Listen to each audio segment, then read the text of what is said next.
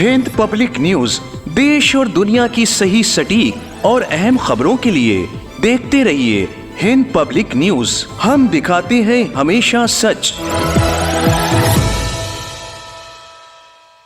कश्मीर के हुए दहशतगर्दाना हमले जिसमें 30 से ज्यादा लोग हलाक हो गए, इसकी शदीद अल्फाज में मजम्मत करते हुए लखनऊ में कैंडल मार्च निकाला गया और एहतजाजी मुजाहरा भी किया गया।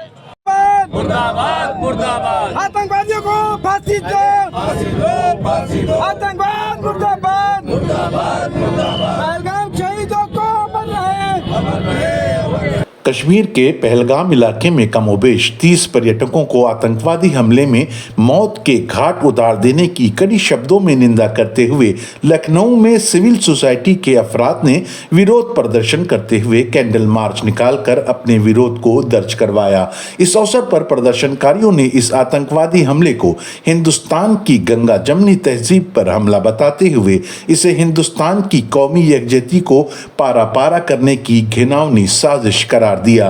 कैंडल मार्च करते हुए प्रदर्शनकारियों ने इस आतंकवादी हमले में जान गंवाने वालों को खराज अकीदत पेश करते हुए मृतकों के परिजनों से इजहार हमदर्दी भी की और हुकूमत हिंद से इस हमले के कसूरवारों को जल्द अज जल्द गिरफ्तार करके उन्हें सजाए मौत दिए जाने का भी पुरजोर मुतालबा किया।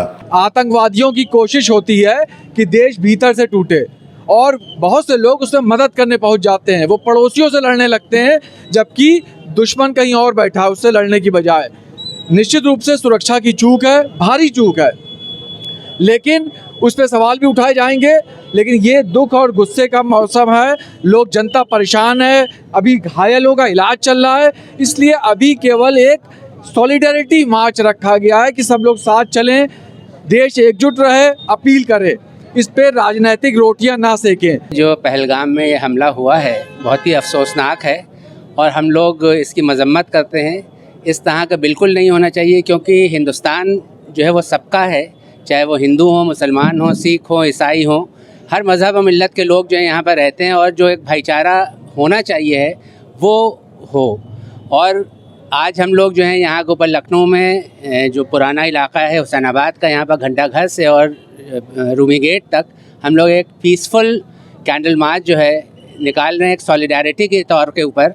तो हम लोगों की कोशिश यही है कि हम लोग समाज को जोड़ें और मोहब्बतें बांटें। जो आज मार्च हो रही है उसका मकसद ही ये है कि उन लोगों को बता दें कि हिंदुस्तान जो है वो अमन का देश है, यहाँ प्यार मोहब्बत रहता है और रहेगा। और ये लोग जो चाह रहे हैं कि आपस में नफ़रत हो, वो उनकी जो है मंशा पूरी नहीं होगी। इसमें बहुत बड़ा षड्यंत्र है। हुकूमत को चाहिए कि इसकी वो जांच पड़ताल करे कि किस तरीके से ऐसी चीज़ हो रही है, क्योंकि ये पहली बार इतिहास में हो रहा है कि नाम पूछकर जो है वो टेररिस्ट अटैक हो रहा है। तो इसके मतलब कि ये इसमें पूरी षड्यंत्र है कि देश के जो मोहब्बत का ताना बाना है उसको छिन-भिन किया जाए और देश में एक नफरती माहौल जो है और भड़काया जाए और दोनों जो हमारे इस देश की आँखें हैं उनमें जो है वो दूरियाँ पैदा की जाए। दहशतगर्दी हमेशा लोगों को बांटना चाहती है। कभी वो हिंदुओं के नाम पे करती है, कभी मुसलमानों के नाम पे, कभी प्रोटेस्टेंट के नाम पे, कभी कैथोलिक के नाम पे। हम जो आवाम के लोग हैं वो चूँकि ज़िंदगी एक साथ बिताते हैं, हमारी रवादारी इतनी ज़्यादा घुली मिली है कि हम अलग हो ही नहीं सकते हैं। तो हम लोग हमेशा ऐसी दहशतगर्द घटनाओं के ख़िलाफ़ इतिहास गवाह है कि हम हमेशा साथ खड़े होते हैं, क्योंकि हमने वो दुख दर्द झेले हैं। हम ऊपर बैठ के सियासत नहीं करते हैं, हम करोड़ों के खेल में नहीं खेलते हैं और हम कुर्सियों के लिए दौड़ते नहीं हैं। तो हम जब भी ऐसी घटनाएं होती हैं तो उस तकलीफ़ को हम जानते हैं, आवाम, मामूली गरीब आवाम के रूप में।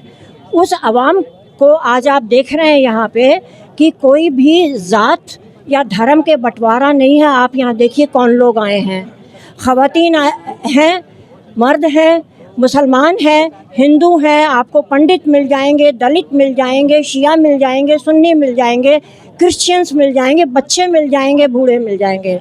तो हमारा संदेश ये है कि हम सब मिलके इस दहशतगर्द घटना की मजम्मत करते हैं, इसके ख़िलाफ़ खड़े हैं, मुट्ठी बांध के कहते हैं कि हम इसके साथ इसके खिलाफ खड़े होंगे और हम अपने को बांटने नहीं देंगे। कि बहुत अफसोस की बात है कि पूरी दुनिया में इस वक्त जुल्म और अत्याचार अपने शबाब पर है, चाहे मजलूम फ़िलिस्तीन हो और चाहे यूक्रेन और रशिया की वार हो, चाहे हिंदुस्तान में ये हादसा हो गया हो और चाहे इसके साथ साथ मॉब लिंचिंग हो।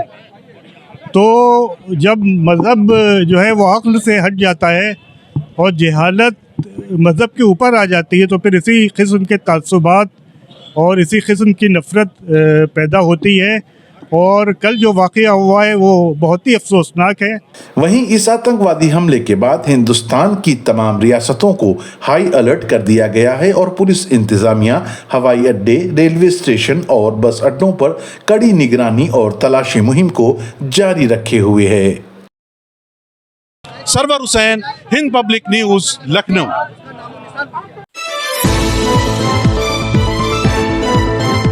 हिंद पब्लिक न्यूज देश और दुनिया की सही, सटीक और अहम खबरों के लिए देखते रहिए हिंद पब्लिक न्यूज।